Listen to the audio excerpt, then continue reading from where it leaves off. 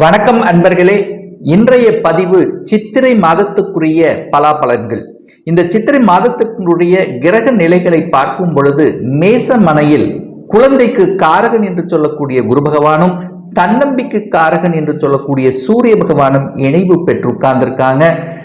மிதுன மனையில் மனோ காரகன் என்று சொல்லக்கூடிய சந்திர பகவானும் ஞான காரகன் என்று சொல்லக்கூடிய கேது பகவான் கன்னி மனையிலும், கும்ப மனையில் தொழில் காரகன் என்று சொல்லக்கூடிய சனி பகவான் ஆட்சி பலம் மூல திரிகோண பலம் பெற்றும், அதே சமயத்தில் செவ்வாய் பகவானும் கும்ப மனையில் உட்கார்ந்திருக்காங்க. மீனமனையில் ராகு புதன் சுக்கிரன் இந்த 3 கிரகங்கள் இணைவு பெற்று உட்கார்ந்திருக்கு. இந்த மாதத்தினுடைய பெயர்ச்சிகள் என்ன அப்படின்னு பார்க்கும் பொழுது, இந்த சித்திரை மாதம் 10ஆம் தேதி, அதாவது ஏப்ரல் மாதம் 23ஆம் தேதி என்று செவ்வாய் பகவான் கும்ப மனையிலிருந்து மீன மனைக்கு பெயர்ச்சி ஆகிறார். அதே போல இந்த சித்திரை மாதம் 11ஆம் தேதி, அதாவது ஏப்ரல் மாதம் 24ஆம் தேதி என்று சுக்கிர பகவான் மீன மனையிலிருந்து மேச மனைக்கும், சித்திரை மாதம் 18ஆம் தேதி, அதாவது இந்த மே மாதம் 1ஆம் தேதி என்று குரு பகவான் மேச மனையிலிருந்து ரிஷப மனைக்கு பெயர்ச்சியாகிறார். அதே போல இந்த சித்திரை மாதம் 27ஆம் தேதி, அதாவது மே மாதம் 10ஆம் தேதி என்று புதன் பகவான் மீனமனையிலிருந்து மேசமனைக்கு பெயர்ச்சியாகிறது. இந்த கிரக நிலைகளினுடைய அந்த சுழற்சியை வைத்துக்கொண்டு என்ன மாதிரியான பலன்கள், சாதகம் என்ன பாதகம் என்ன, எதை செய்யலாம் எதை செய்யக்கூடாது, என்ன மாதிரியான தெய்வ வழிபாடு இந்த மாதம் உங்களுக்கு உகந்தது என்பதை பற்றித்தான் டீட்டெயிலாக பார்க்க போகிறோம். அதற்கு முன்னால் நம்முடைய சேனலை ஃபர்ஸ்ட் டைம் நீங்கள் பார்ப்பவர்கள் என்றால் மறக்காம சப்ஸ்கிரைப் பண்ணிக்கிங்க. விருச்சிக ராசி அன்பர்களுக்கு இந்த சித்திரை மாதம் எப்படி இருக்குன்னு பார்க்கும் பொழுது, உங்க ராசிநாதன் என்று சொல்லக்கூடிய செவ்வாய் பகவான் 4ஆம் இடத்தில் அமர்ந்து கொண்டு சனியோட சேர்ந்திருக்கார். அப்ப சனி செவ்வாய் இணைவு பெற்று அது பாவத்துவமாக இருக்கிறதுனால ஒரு மாதிரியான குழப்பம், அதாவது எது செஞ்சாலும் ஒரு தடையை கொடுக்கிற மாதிரி, ஒரு தடை தாமதம் என்பது உங்களுடைய லக்னம் உயிரில் இருந்து கொண்டே இருக்கும். அதாவது ஒரு குழப்பம் என்பது இருக்கும். இதை செய்யலாமா அதை செய்யலாமா என்கின்ற கன்ஃபியூஷன் உங்க மனதுக்குள்ள இருந்து கொண்டே இருக்கும். ஆனா இந்த மாதத்தினுடைய பிற்பகுதியிலிருந்து, அதாவது சித்திரை மாதம் 18ஆம் தேதிக்கு இருந்து பார்த்தீங்கன்னா குரு பகவானுடைய பெயர்ச்சி ஆரம்பிக்கிறது. அந்த குரு பெயர்ச்சியானது 7ஆம் இடத்தில் அமர்ந்து கொண்டு உங்க ராசியை பார்த்து உங்களை புனிதப்படுத்த போகிறார். அப்ப கடவுளினுடைய அனுகிரகம் உங்களுக்கு கிடைக்க போகிறது. பெரிய மனிதர்களினுடைய தொடர்பு ஆதரவு உங்களுக்கு கிடைக்க போகிறது. எண்ணங்கள் பலப்பட போகிறது. இதுவரை தடைப்பட்டு கொண்டிருந்த அத்தனை முயற்சிகள் எல்லாமே இனி வெற்றி பெறக்கூடிய ஒரு நல்ல காலம், ஒரு நல்ல மாதம் பிறந்தாச்சு அப்படின்னு சொல்லணும் இந்த விருச்சிக ராசி அன்பர்களுக்கு. அப்போ நிச்சயமாக ஒரு நல்ல ஒரு தன்னம்பிக்கை, ஒரு தைரியம், வீரியம், இதுவரைக்கும் இது ஏதாவது எல்லாமே இருந்தும் எதுவும் இல்லாத மாதிரியான ஒரு ஃபீலிங், எதிலையும் தடை, இந்த மாதிரி இருந்து வந்த விஷயங்கள் அத்தனையும் இனி மாறப்போகிறது. இந்த சித்திரை மாதத்திலிருந்து தொழில் சார்ந்த விஷயங்கள், வேலை சார்ந்த விஷயங்கள், வியாபாரம் சார்ந்த விஷயங்கள் எப்படி இருக்குன்னு பார்க்கும் பொழுது, அந்த 10ஆம் இடத்து அதிபதியாக இருக்கக்கூடிய, அந்த தொழில் ஸ்தானத்தின் அதிபதியாக இருக்கக்கூடிய சூரிய பகவான் இந்த மாதம் முழுவதும் உச்ச பலம் பெற்று வலிமையாக 6ஆம் இடம் என்கின்ற வேலை ஸ்தானத்தில் போய் உட்கார்ந்திருக்கார். அதுவும் 10ஆம் இடத்துக்கு தனக்கு 9ஆம் இடத்து பாக்கியஸ்தானத்தில் இருக்கிறதுனால நிச்சயமாக வேலை சார்ந்த விஷயம், வியாபார சார்ந்த விஷயத்தில் நல்ல முன்னேற்றத்தை கொடுக்கக்கூடிய ஒரு நல்ல மாதமாக உங்களுக்கு அமைய இருக்கிறது. இதுவரைக்கும் ஒரு வேலை கிடைக்கல, ஏதோ ஒரு விதத்தில் வேலை இழந்து விட்டேன், ஆனா இன்னும் வேலை கிடைக்கலையே, நிறைய இடத்துல இன்டர்வியூ அட்டெண்ட் பண்ணியிருக்கேன், இந்த மாதிரியான தன்மையில் இருக்கின்ற இந்த விருச்சிக ராசி என்பவர்களுக்கு நிச்சயமாக இந்த மாதத்தினுடைய பிற்பகுதியில் ஒரு நல்ல வேலை, படித்த படிப்புக்குண்டான வேலை கிடைக்கக்கூடிய சந்தர்ப்பங்களை உருவாக்கும். வேலையில் இருப்பவர்களும் கூட, ஒரு திருப்தியற்ற தன்மை இருப்பவர்கள் கூட ஒரு நல்ல வேலை கிடைக்கக்கூடிய தன்மை, இடமாற்றம், விரும்பிய இடத்துக்கு இடமாற்றம், அல்லது உங்களை புரிந்து கொள்ளாதவர்கள் புரிந்து கொள்ளக்கூடிய தன்மைகள், உயரதிகாரிகள் இதுவரைக்கும் நல்ல உழைப்புக்கேற்ற ஊதியம் கிடைக்கலையே, அல்லது எனக்கு ஒரு ரெகக்னேஷன் கிடைக்கலையே என்கின்ற ஏக்கத்தில் இருக்கின்ற விருச்சிக ராசி என்பவர்களுக்கு ராசிக்காரர்களுக்கு நிச்சயமாக இந்த மாதத்தில் உங்களை புரிந்து கொள்வார்கள். உங்களுக்கு உண்டான ரெகக்னேஷன், உங்களுக்கு உண்டான கௌரவம், பட்டம், பதவி, புகழ் அத்தனையும் கிடைக்கக்கூடிய ஒரு நல்ல வாய்ப்புள்ள மாதமாக உங்களுக்கு அமைகிறது. அரசு சார்ந்த விஷயத்தில் அனுகூல வாய்ப்புகளை தரும். ஒரு சில விருச்சிக ராசி என்பவர்களுக்கு திடீர் ப்ரமோஷன் கிடைக்கக்கூடிய வாய்ப்புகள், அரசாங்கத்தில் அனுகூல வாய்ப்புகள், அதே சமயத்தில் இந்த அரசியல்வாதிகளுக்கு பெயர் புகழை தரக்கூடிய தன்மைகள் இதெல்லாமே சிறப்பாக இருக்கிறது.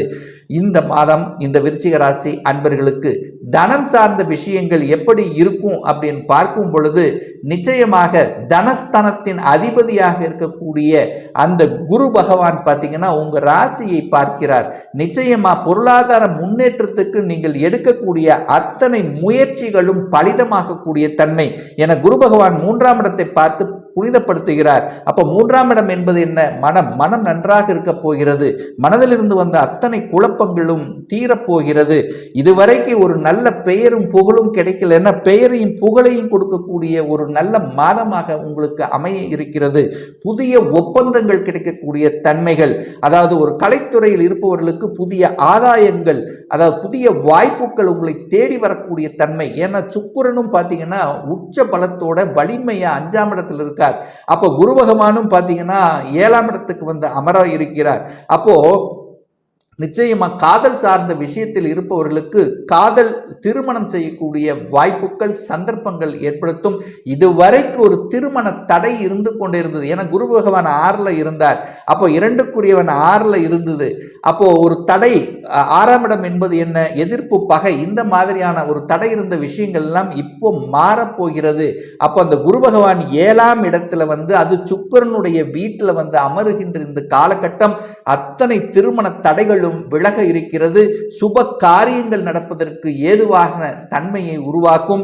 இந்த மாதத்தில் இருந்து, அதாவது சித்திரை முடிஞ்சு வைகாசியில் இருந்து உங்களுக்கு திருமண தடை என்பது விலகுகிறது. இன்னார் என்று இவர் என்று அறிமுகப்படுத்தக்கூடிய நிகழ்வுகளும், ஒரு சிலருக்கு நிச்சயதார்த்தம், ஒரு சிலருக்கு திருமணங்கள், இந்த மாதிரி திடீர் என்று அமையக்கூடிய வாய்ப்புகளையும் சந்தர்ப்பங்களையும் நிச்சயமாக உருவாக்கும். அதே சமயத்தில் ஒரு வீடு வாங்கணும், ஒரு நிலம் வாங்கணும் என்று ஆசைப்பட்டு கொண்டிருந்தவர்கள் புதிய ஒப்பந்தங்கள், ஒரு பத்திர பதிப்புகள் நடக்கக்கூடிய வாய்ப்புகள், சந்தர்ப்பங்கள் இந்த காலகட்டத்தில் உங்களுக்கு சிறப்பாக இருக்கிறது. புதன் பகவான் சுக்கிரனோடு இணைந்து, புதன் நீசமானாலும் நீச பங்கமாக அமர்ந்து 11ஆம் இடமான லாபஸ்தானத்தை பார்க்கின்ற காரணத்தால நிச்சயமாக லாபஸ்தானாதிபதி லாபஸ்தானத்தை பார்க்கின்ற காரணம் உங்களுக்கு லாபங்கள் பெருகக்கூடிய அமைப்பு, மன மகிழ்ச்சி, சந்தோஷங்கள் கிடைக்கக்கூடிய வாய்ப்புகள், புதிய புதிய தன்மைகள், அதாவது உறவுகள், புதிய உறவுகள் உங்களுக்கு கிடைக்கக்கூடிய தன்மை, புதிய நண்பர்கள் உங்களுக்கு அறிமுகப்படுத்தக்கூடிய தன்மைகள், இதெல்லாமே உங்களுக்கு சிறப்பாக இருக்கிறது அப்படின்னு சொல்லலாம். அதே சமயத்தில் சனி பகவான் 4ஆம் இடத்திலிருந்து சில தடைகளை கொடுத்து கொண்டிருந்தாலும் இப்போ அதெல்லாமே விலகப் போகிறது அப்படின்னு அர்த்தம். அப்போ நம்மளுடைய மனசு புத்துணர்ச்சியோடு இருக்கும்போது எதையும் சாதிக்கலாம், எதையும் செய்யலாம் என்கின்ற அந்த உத்வேக வளரக்கூடிய ஒரு நல்ல மாதமாக அமைகிறது. குழந்தைகளுடைய நலன்கள் திருப்திகரமாக இருக்கக்கூடிய தன்மை. என குரு பகவான் இதுவரைக்கும் 6ல் இருந்தார். இப்போ 7ஆம் இடத்துக்கு செல்லும் போது 5க்குரியவன் 7ஆம் இடத்தில் அமர்ந்து அது உங்க ராசியை பார்க்கின்ற காரணத்தாலும், உங்க முயற்சி ஸ்தானத்தை பார்க்கிறதுனாலும், 11ஆம் இடம் என்கின்ற லாபஸ்தானத்தை பார்க்கின்ற காரணத்தால நிச்சயமாக குழந்தைகளினுடைய நலன்கள் திருப்திகரமாக இருக்கும். குழந்தைகள் என்ன படிக்கணும் என்று ஆசைப்படுகிறார்களோ அந்த ஆசைகள் நிறைவேற்றக்கூடிய தன்மை. கடந்த காலத்தில் இருந்து வந்த தடைகள், அதாவது ஒரு டாக்டருக்கு எழுதியிருப்போம் லாஸ்ட் இயர், அது கிடைக்காம போயிருக்கும், தடையை கொடுத்திருக்கும், ஏதாவது இருந்திருக்கும். பட் இந்த முறை வெற்றி பெறக்கூடிய வாய்ப்புகள் நிச்சயமாக உருவாக்கும்.